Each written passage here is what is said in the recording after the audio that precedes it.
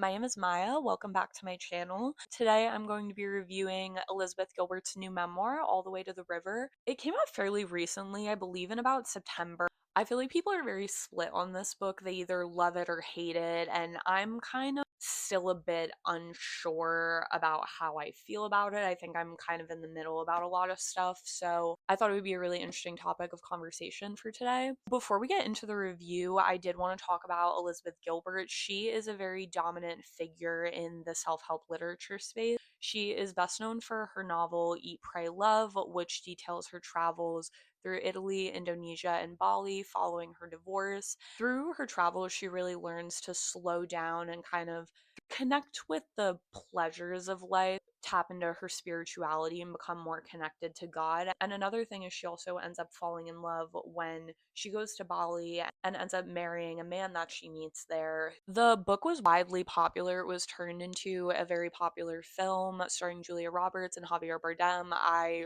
really love that movie. Eat, Pray, Love I read my junior year of college, and I think it's what really inspired me to go study abroad. I had spent about 3 weeks in Greece during the summer. I really enjoyed it, and I felt like I really learned to just slow down and enjoy life. I really do credit that book for giving me the motivation to do something like that. It was very out of my comfort zone. I feel like the book really inspired me to just, take control of my own life and really do what I want to do. These are kind of the things that Elizabeth Gilbert really sells herself on. She's kind of seen a bit as this like hippie travel groovy kind of gal. And some other popular works by Elizabeth Gilbert include the GQ article about the Coyote Ugly saloon in New York City, which actually inspired the movie, which is crazy. I had no idea that she wrote the article for that. That's like so cool because I actually love that movie as well. She also wrote Big Magic, which is another sort of self-help type of book. In addition to her self-help kind of memoir book, she's also written some fiction. She wrote a collection of short stories called Pilgrims, which actually won the Penn Hemingway Award.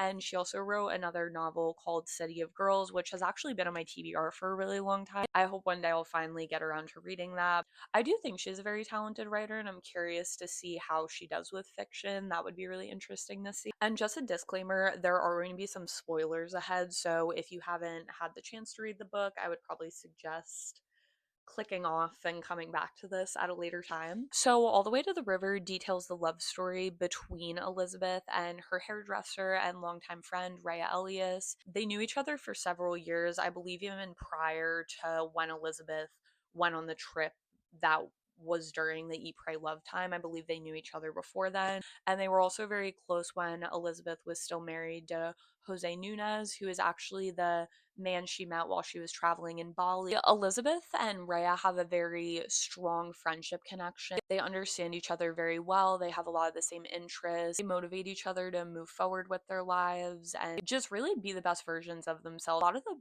parts of the book that describes their friendship were really lovely. Those were really just like heartfelt and sweet moments. An important thing to know about Rayya is that she is a recovered drug addict. When she met Elizabeth, she was already in or starting her recovery. And despite being in active recovery, Elizabeth does notice that there are some little remnants of addiction present in Rayya, which is important later in the book. And another thing to know about Rayya is that she suffers from hepatitis, and eventually she ends up receiving a diagnosis of terminal liver and pancreatic cancer and is only given a few months to live. And upon hearing this news, Elizabeth really comes to terms with her feelings for Rayya and realizes that she can't go on not saying how she feels. It may be too late. So she ends up telling Rayya how she feels. She ends up leaving her husband to go live with Rayya. And at first, they have a really nice life together. They're having this really beautiful, sweet whirlwind romance in New York City, and Elizabeth is she's really trying to give Rayya the best last few months of her life that she can. She's spending a lot of money on these really crazy extravagant experiences. She's buying her all these things. It's just very like she's giving so much of herself away. Ray is only given a few months to live by her doctor, but she actually ends up outliving her supposed date of her demise. She ends up living a lot longer than expected, and during this time she ends up relapsing very badly And Elizabeth is fueling Rayya's addiction. She's spending a lot of money supplying her with drugs and buying her everything she needs. And Elizabeth starts to feel so much stress from being Rayya's caregiver and also dealing with the fallout of her relapse. And she ends up isolating herself, and it becomes just a very toxic and overwhelming situation. And around this time, Elizabeth starts to realize that she suffers from codependency and sex and love addiction. And after talking to a lot of her friends, she realizes she needs to break off from Ray and spend some time healing. It's very difficult for them to separate themselves from each other, but Elizabeth realizes that it's for the best for both of them to heal. Rayya eventually gets clean before she eventually succumbs to her cancer and passes away. And in the aftermath of Rayya's death, Elizabeth really just starts to realize the extent of her own addiction. She starts attending 12-step programs and really focusing on herself and finding her own ways to aid her own recovery. And she really learns how to just sit with herself and be alone and not really use other people to fill the void of her own life. She finds a place of peace at the end, which was really great to see. Overall, I did enjoy the book. I felt like I couldn't put it down. It also got me out of a really bad reading slump that I was in for a few months, and I did really appreciate how vulnerable Elizabeth allowed herself to be with talking about issues of codependency and sex and love addiction, because I feel like there's a lot of stigma surrounding those types of addictions, especially for women. So I really appreciated her bringing that to the forefront. The story does sound really good on paper, the way I just described it to you, but I did have quite a few issues with it. I felt like Elizabeth was very open and honest about every bad thing Rayya did and every just like intimate and very private details about Rayya's life and also their relationship. And in a way, it just kind of felt disrespectful because Rayya isn't here anymore to really give her side of the story. And that's kind of sometimes the like tricky thing with memoirs because it's like how much of what you say is too much. And while also being so open and honest about what was going on with Rayya towards the end of her life, I felt like Elizabeth was very reserved about her own. There were moments where she'd talk about something that happened to her, and then she would be like, well, I don't want to talk about that. Like, I don't feel comfortable sharing that. Like, there was parts where she was talking about things in her childhood that really contributed to her addiction. Even after Rayya's death, she mentioned a very intense relapse that she went through and just a very horrible period of time, and she didn't feel comfortable sharing those details with the reader, which just felt kind of icky in a way because hearing all of these things about how Rayya was acting, her kind of skeletons in the closet, you could say, just felt so out in the open. And Elizabeth still has the autonomy to not share that with the reader. It felt very just like I didn't really like that. And also, while I appreciate Elizabeth being vulnerable, it felt like she was just so painfully self-aware of some really like screwed up things that she did. When they were still friends, she had Rayya come live in a church that she owned and was like, I want you to write a book. You can live here free of charge, just like write your book.